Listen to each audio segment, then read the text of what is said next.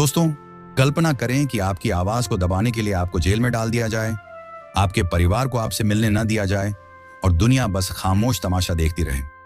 आज हम बात करेंगे एक ऐसी साहसी महिला की जिसने अपने लोगों के हक के लिए लड़ाई लड़ी, लेकिन अब उसे सलाखों के पीछे डाल दिया गया है। जी हाँ, मैं बात कर रहा हूं बलूचिस्तान की बेटी महरंग बलूच की, जिनकी गिरफ्तारी ने पूरी दुनिया में हलचल मचा दी है। तो चलिए इस कहानी को करीब से समझते हैं कि आखिर क्या हो रहा है बलूचिस्तान में और क्यों है ये सिर्फ एक इलाके की नहीं बल्कि इंसानियत की लड़ाई।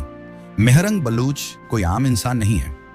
वो एक ऐसी आवाज है जो बलूचिस्तान के उन हजारों लोगों की नाइंसाफी को दुनिया तक पहुंचाती है जिन्हें जबरन गायब कर दिया जाता है। उन्होंने बलूच एकजुटता कमेटी बनाई जो बलूच लोगों के हक और गायब हुए नागरिकों की तलाश के लिए लड़ती है। लेकिन ये लड़ाई आसान नहीं। पाकिस्तान में बलूचों पर सालों से जुल्म हो रहा है। लोग रातों रात गायब हो जाते हैं और उनके परिवार बस इंतजार करते रह जाते हैं। हाल ही में 11 मार्च को बलूच लिबरेशन आर्मी ने एक ट्रेन हाईजैक की जिसमें कई लोगों की जान गई। इसके बाद पाकिस्तानी सरकार ने बलूचों पर और सख्ती बढ़ा दी। इस घटना के बाद जब मानवाधिकार कार्यकर्ताओं ने आवाज उठाई तो उन्हें भी नहीं बख्शा गया। महरंग बलूच ने क्वेटा में एक धरना शुरू किया, लेकिन वहां से उन्हें सुरक्षा बलों ने हिरासत में ले लिया। अब वो हुड्डा जेल में हैं। उनकी बहन नादिया को उनसे कुछ मिनट मिलने दिया गया, लेकिन वकील को अंदर तक नहीं जाने दिया। नादिया ने बताया कि महरंग कमजोर और परेशान दिख रही थी। परिवार ने खाना भेजा पर जेल वालों ने उसे लेने से मना कर दिया। अब परिवार को डर है कि कहीं उन्हें जहरीला खाना न दे दिया जाए। ये हाल है एक ऐसी शख्सियत का जिसे टाइम मैगजीन ने 100 नेक्स्ट लिस्ट में जगह दी थी। महरंग बलूच का नाम सिर्फ बलूचिस्तान में ही नहीं पूरी दुनिया में गूंज रहा है। 2025 के नोबेल शांति पुरस्कार के लिए उनका नामांकन हुआ है। लेकिन जैसे जैसे उनकी शोहरत बढ़ी, पाकिस्तान सरकार की बेचैनी भी बढ़ गई। उनका पासपोर्ट जब्त कर लिया गया, विदेश जाने पर रोक लगा दी गई और अब जेल में डाल दिया गया। मानवाधिकार संगठनों में गुस्सा है। लोग उनकी रिहाई की मांग कर रहे हैं। लेकिन सवाल यह है कि क्या ये आवाजें बलूचिस्तान तक पहुंच पाएंगी या फिर ये सिर्फ सोशल मीडिया तक सिमट कर रह जाएंगी। अब आपकी स्क्रीन पर एक न्यूज टिकर चल रहा है जिसमें बलूच ह्यूमन राइट्स काउंसिल की अपील दिख रही है। उन्होंने यूनाइटेड नेशंस से कहा है कि वो इस मामले में दखल दे, पाकिस्तान पर दबाव बनाए और महरंग बलूच समेत सभी कार्यकर्ताओं को रिहा करवाए। यूएन के महासचिव एंटोनियो गुटेरेस से तुरंत हस्तक्षेप की मांग की गई है।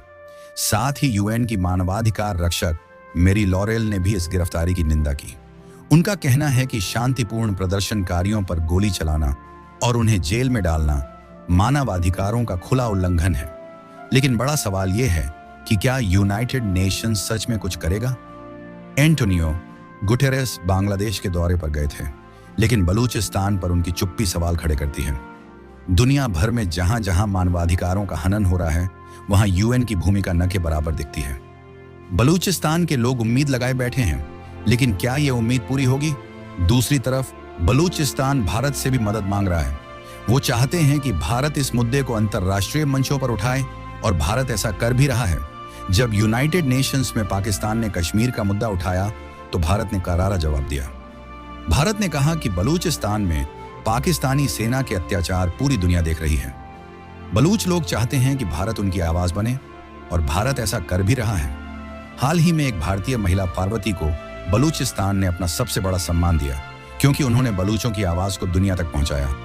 ये छोटे छोटे कदम भारत और बलूचिस्तान के बीच लोगों का रिश्ता मजबूत कर रहे हैं। दोस्तों, ये सिर्फ बलूचिस्तान की कहानी नहीं है, ये हर उस इंसान की कहानी है जो अपने हक के लिए लड़ता है। महरंग बलूच आज जेल में हैं, लेकिन उनकी लड़ाई जिंदा है।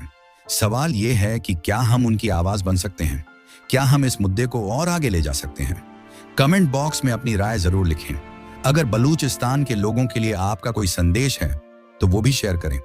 अगर आपको ये कहानी छू गई है तो वीडियो को लाइक करें, चैनल को सब्सक्राइब करें और बेल नोटिफिकेशन ऑन कर लें ताकि ऐसी सच्ची और जरूरी कहानियां आप तक पहुंचती रहें। बलूचिस्तान की ये जंग सिर्फ उनकी नहीं, हम सबकी है। तो अपनी आवाज उठाइए, क्योंकि एक आवाज ही दूसरी आवाज को जिंदा रख सकती है। फिर मिलते हैं एक नई कहानी के साथ।